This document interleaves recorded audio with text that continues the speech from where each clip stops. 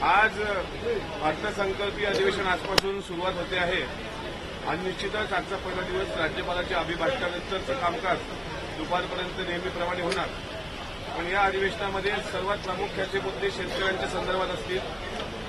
दुसरी गोष्ट, अलीकडच्या काळात छत्रपती शिवाजी महाराज, महामानव डॉक्टर बाबासाहेब आंबेडकर, स्वराज्य रक्षक छत्रपती शंभूराजे यांच्याबद्दल गरळ ओकणारी जी एक प्रवृत्ती निर्माण झालेली आहे, त्या प्रवृत्तीला चाप लावण्याकरता मग तो राहुल सोलापूरकर असो किंवा काल बदललेला प्रशांत कोरटकर असो, यांच्यावर महाराष्ट्र शासनाने कठोर कायदा करून यांच्यावर देशद्रोहासारखे गुन्हे दाखल करून यांना तात्काळ जेरबंद करावं.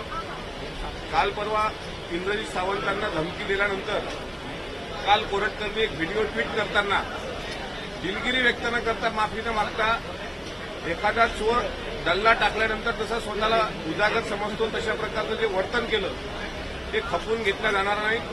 त्याला जरी वाटत असेल की मोबाईल जमा केला, माझा फॉरेन्सिक रिपोर्टमध्ये माझा आवाज नाही, पोलिसांनी ते सिद्ध केलेलं आहे की तो आवाज त्याचाच आहे. त्यामुळे अशा प्रकारे महापुरुषांचा अवमान करणाऱ्यांविरुद्ध एक कडक कायदा या शासनाने आणावा, याकरता मी स्वतः या संपूर्ण अधिवेशनाच्या कार्यकाळामध्ये माननीय मुख्यमंत्र्यांना विनंती करून असा कायदा पारित करण्याची विनंती करणार आहे.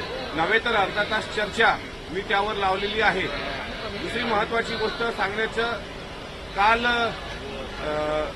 राम गणेश गडकरी यांचं राजसन्यास नावाची कादंबरी जी आजही विक्रीला उपलब्ध आहे, थोरातांची कमळा हे पेंढारकरांचं नाटक आजही युट्यूबला दिसतं.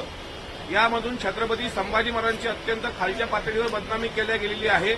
अशी विकृत पुस्तकं, अशी विकृत नाटकं, जसं विकिपीडियावरून KRKनी एक ट्विट व्हायरल केलं होतं आणि विकिपीडियावर संभाजी महाराजांबद्दल चुकीचा इतिहास होता, तसा छत्रपती संभाजी महाराजांचा दैदिप्यमान इतिहास पाठ्यपुस्तकामध्ये यावा, चुकीचा इतिहास पसरवला जाऊ नये.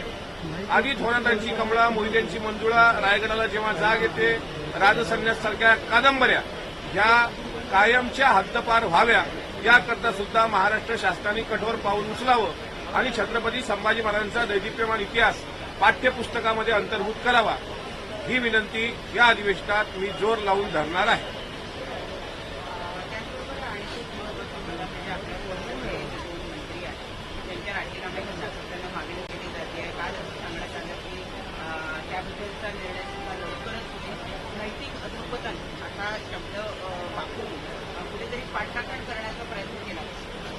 पाठराखण म्हणता येणार नाही. काल आपण बघितलं असेल, चहा पाल्यानंतर महाराष्ट्राचे मुख्यमंत्री आणि दोन्ही उपमुख्यमंत्री यांनी पत्रकार परिषद घेऊन धनंजय मुंडे साहेब असतील किंवा माणिकराव कोकाटे असतील यांच्या राजीनाम्याबाबत ज्यावेळेस भाष्य केलं गेलं, त्यावेळेस नैतिक अधःपतन सिद्ध झाल्याशिवाय, म्हणजे त्यांचं दोषारोप सिद्ध झाल्याशिवाय राजीनामा घेण्याचा प्रश्न उद्भवत नाही, ही स्पष्ट भूमिका राष्ट्रवादी काँग्रेस पक्षाची आहे आणि त्यावर राष्ट्रीय अध्यक्ष आणि महाराष्ट्र सरकार योग्य तो निर्णय घेणार.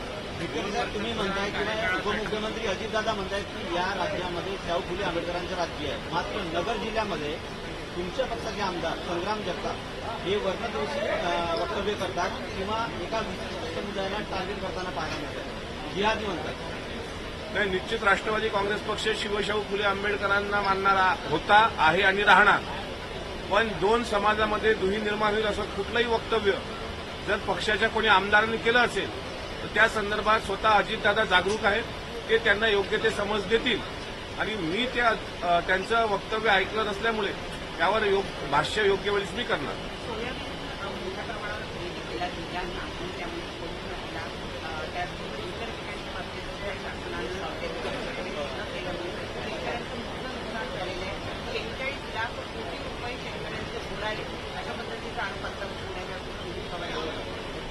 एक गोष्ट मात्र खरी आहे की सोयाबीनचा शेवटचा दाणा खरेदी होईपर्यंत नाफेडची खरेदी थांबणार नाही असं शासनाचं धोरण होतं. मात्र अजूनही लाखो टन सोयाबीन शेतकऱ्यांचं घरात पडलेलं आहे आणि या अधिवेशनामध्ये सोयाबीन खरेदीवर निर्णय होणार. त्याचप्रमाणे आता शेतकऱ्यांचा हरभरा असेल किंवा कपाशी असेल, याबाबत सुद्धा पूर्ण खरेदी करून योग्य तो शासन आणि शेतमालाला भाव देऊन शेतकऱ्यांचं सुद्धा अधःपतन होणार नाही याची काळजी शेतकऱ्यांबाबत सरकार घेणार.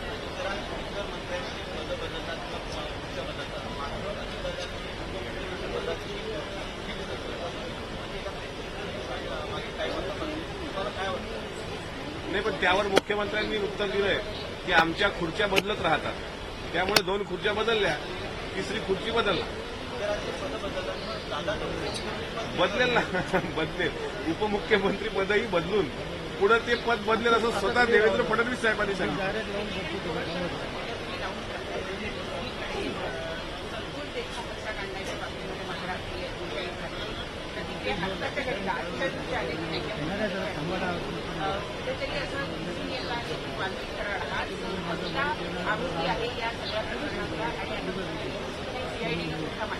नाही, हे संतोष देशमुख हत्याकांड प्रकरणातला मुख्य आरोपी वाल्मिकांना करार होत असल्याचं, म्हणजे पहिला आरोपी हे कालपासून सिद्ध झालेलं आहे आणि पुढची कारवाई पोलीस करतच आहेत.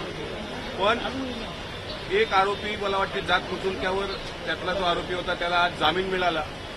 आणि आमच्या या अधिवेशनात सुद्धा मग सूर्यवंशी परभणीचे जो एक व्यक्ती परभणीच्या दुर्दैवानं त्याचा मृत्यू पोलीस कस्टडीमध्ये झाला त्यांचं प्रकरण असेल किंवा मस्साजोगचे संतोष देशमुख हत्या प्रकरण असेल, ही प्रकरणं सुद्धा आम्ही तितकीच लावून धरणार. महापुरुषांच्या अवमानाच्या बाबतीतली प्रकरणं सुद्धा आम्ही तितकीच लावून धरणार. आणि सरकारकडून आम्हाला अपेक्षा आहे की सरकार यावर योग्य तो न्याय सर्वांना देईल.